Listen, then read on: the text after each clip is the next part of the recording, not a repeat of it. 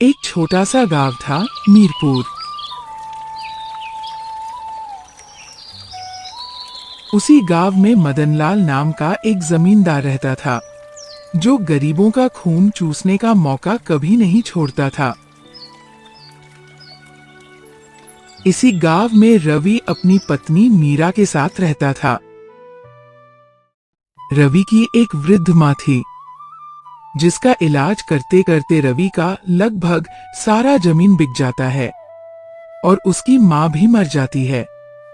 रवि शेष जमीनों पर खेती करने लगता है। एक दिन मीरा रवि को बोलती है, देखिए जी, ठंड में आप इधर उधर ज्यादा नहीं क्या कीजिए। डॉक्टर बोल रहे थे कि अचानक इतनी अधिक ठंड बढ़ जाने से आपकी माताजी को ठंड मार दिया था। अधिक ठंड मार देने के कारण हम उन्हें बचा नहीं सके। हाँ, डॉक्टर भी मुझे बोल रहे थे जिस समय शुरुआत में ही उन्हें ठंड मारा था। अगर आप उसी समय ले आते तो शायद मैं उन्हें बचा लेता। आपने उन्हें लाने में देरी कर दी। सुनिए जी, अभी थोड़ी देर पहले मैं बाहर से आई हूँ। बाहर ठंड बहुत अधिक है। आज आप खेतों पर नहीं जाइएगा। ठंड के कारण मैं घर पर हाथ पे हाथ रखकर नहीं बैठ सकता। अगर खेती नहीं हुई तो हम क्या खाएंगे? अब हमारे पास पहले से बहुत कम जमीन है।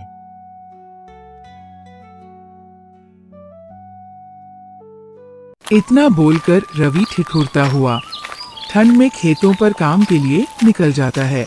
रास्ते में उसे कुछ लोग आग सेकते हुए दिखाई देते हैं। तभी एक बुजुर्ग आदमी बोलते हैं, रवि बेटा, इतनी ठंड में ठिठुरते हुए किधर जा रहे हो?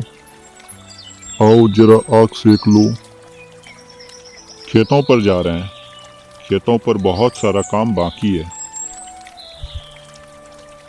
देखो बेटा, मेरी राय मानो तो तुम ठंड में खेतों पर काम करने मत जाया करो। धूप निकल जाएगा तब तुम काम कर लेना। नहीं काका, 3 दिन से सूरज नहीं निकला है। आगे भी पता नहीं कब निकलेगा। धूप निकलने की आस में मैं घर पर हाथ पे हाथ रखकर नहीं बैठ सकता। इस साल भी अगर खेती नहीं होगी तो इस तरह हम भूखे मर जाएंगे। आप जानते हैं ना मेरी घर की स्थिति कैसी है। एक एक दाने के लिए तरसते हैं। बेटा, वो सब तो ठीक है, लेकिन इस साल देख रहे हो ना, इतनी ठंड है। इस वर्ष पिछले 10 वर्षों का रिकॉर्ड तोड़ने वाली है। अपने जीवन काल में मैंने अभी तक इतनी ठंड नहीं देखी है। ठीक है रवि, तुम जाओ। तुम्हारा भी बात ठीक ही है। अगर काम नहीं करोगे तो क्या खाओगे? फिर रवि वहां से चला जाता है।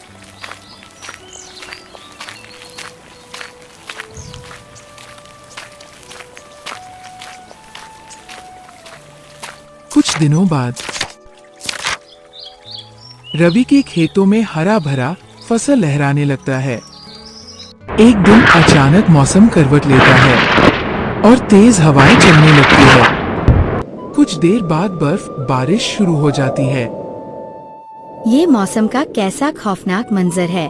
आज लगातार बर्फ बारिश होने से 4 दिन बीत गया है, फिर भी बर्फ बारिश नहीं रुका है। बाहर जाकर देखो, रोड और खेत हर जगह बर्फ ही बर्फ है। बर्फ बारिश के कारण इस साल की फसल नष्ट हो गई। घर में भी एक अनाज का दाना नहीं है। अब लगता है मौसम धीरे धीरे साफ हो रही है। उम्मीद है कल से मौसम बिल्कुल ठीक हो जाएगा। अब मौसम ठीक होने से क्या फायदा है? फसल तो नष्ट हो गया। थोड़ी देर बाद बर्फ बारिश बंद हो जाती है और अगले दिन सूरज निकलता है और सभी को ठंड से कुछ राहत मिलती है। धूप निकलने के बाद सभी अपने अपने खेतों पर फसल देखने जाते हैं।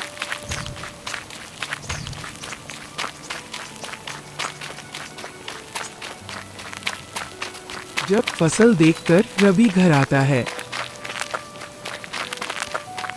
तभी मीरा पूछती है, अपनी फसल कैसा है? बर्फ बारिश के कारण सभी फसल नष्ट हो गया है या फिर कुछ बच्चा भी है? अपना तो छोड़ो, यहाँ तक कि किसी का फसल नहीं बचा। सभी का फसल नष्ट हो गया है। अब क्या कीजिएगा? घर में एक भी दाना अनाज शेष नहीं है। आगे की जिंदगी कैसे चलेगी? अब एक ही उपाय शेष है।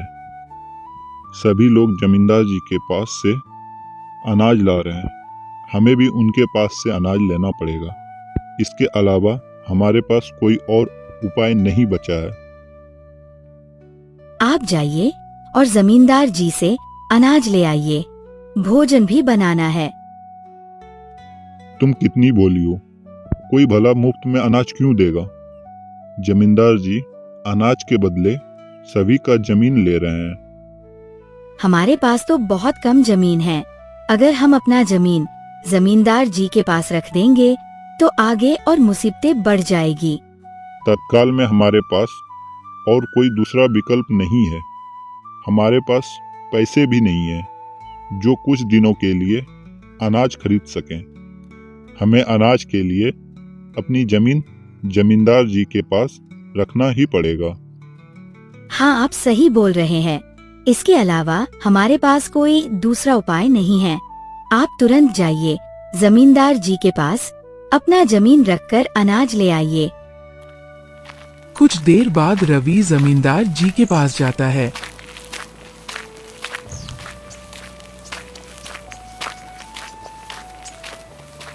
रवि, तुम आज यहाँ अनाज लेने आए हो?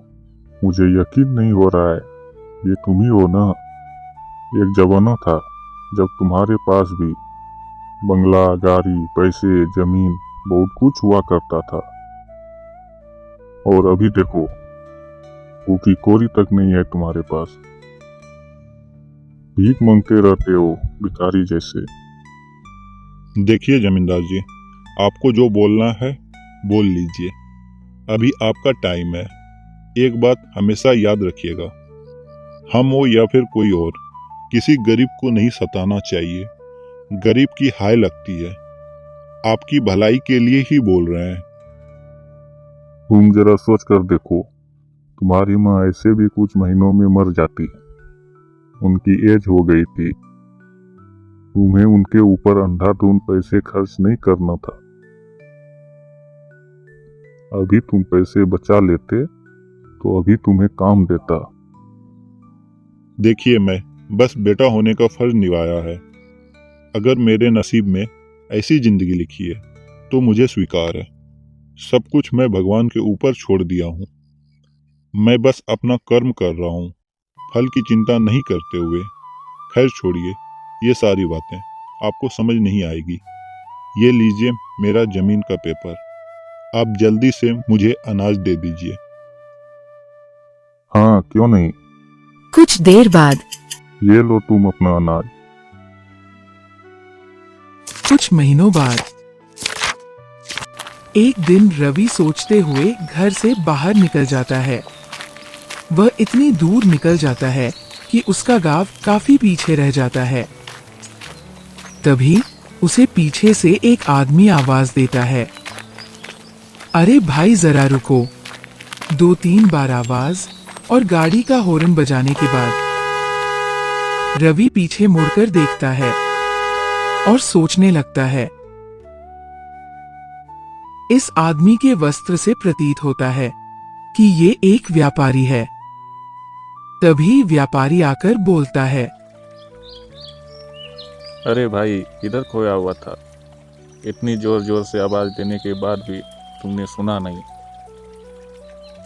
क्या बात है, मेरी समस्या बहुत जटिल है। खैर ये सब छोड़िए, आप बताइए आपको मुझसे क्या काम है। पहले तुम अपनी समस्या के बारे में बताओ, उसके बाद मैं अपने बारे में बताऊंगा। कुछ महीने पहले मेरी माँ की मृत्यु हो गई। उन्हें बचाते बचाते लगभग मेरा सारा जमीन बिक गया। जो भी जमीन बची थी उस पर खेती करते थे, लेकिन इस साल लगातार बर्फ बारिश होने के कारण फसल नष्ट हो गया। घर में खाने के लिए कुछ नहीं है। कल से भूखे हैं। बस रास्ते में यही सोच रहे थे कि आपने आवाज़ लगा दी। अच्छा, यह बात है। बात यहीं तक नहीं रुकी।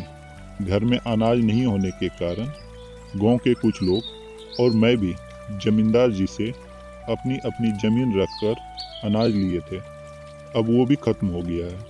अब मेरे पास ज़मीन भी नहीं है और पैसे भी नहीं है जो और अनाज ले सकूं। मैं और मेरी पत्नी कल से भूखे हैं।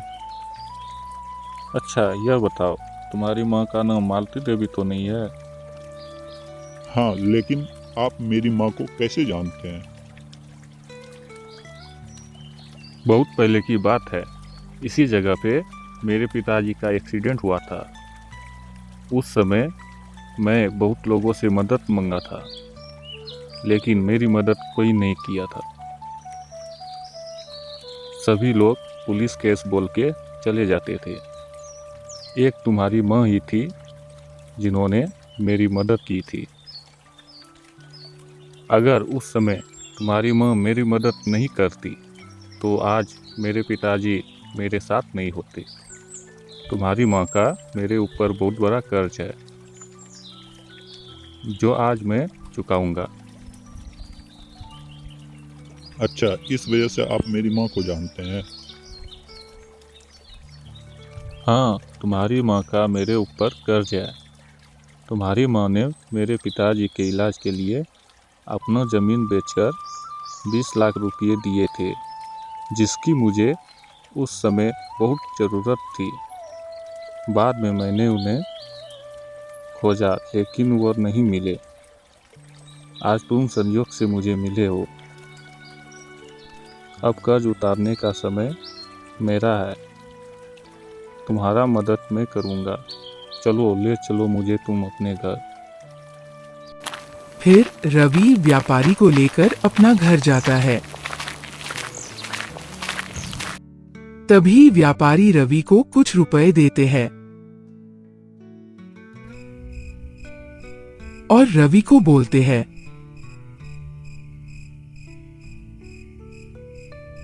तुम पहले जमींदार जी के पास जाओ और अपना जमीन चुरा लाओ, उसके बाद बात करते हैं। ठीक है, मैं अभी जाता हूँ। कुछ देर बाद रवि जमींदार जी के यहाँ पहुँचता है।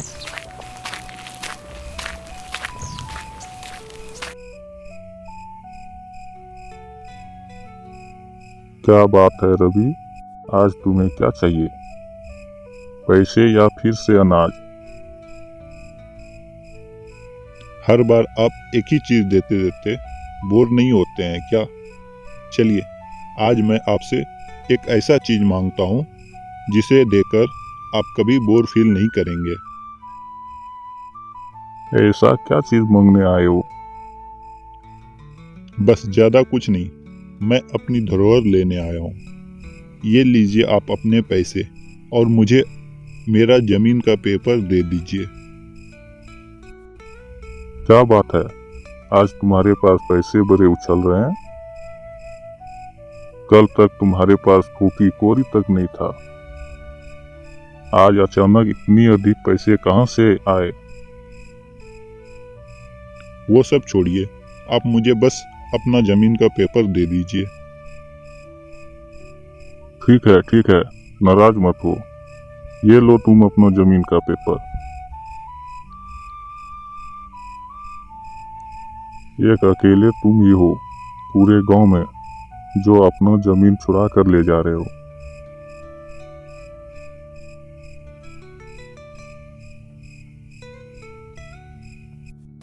थोड़ी देर बाद रवि जमीन का पेपर लेकर घर आ जाता है।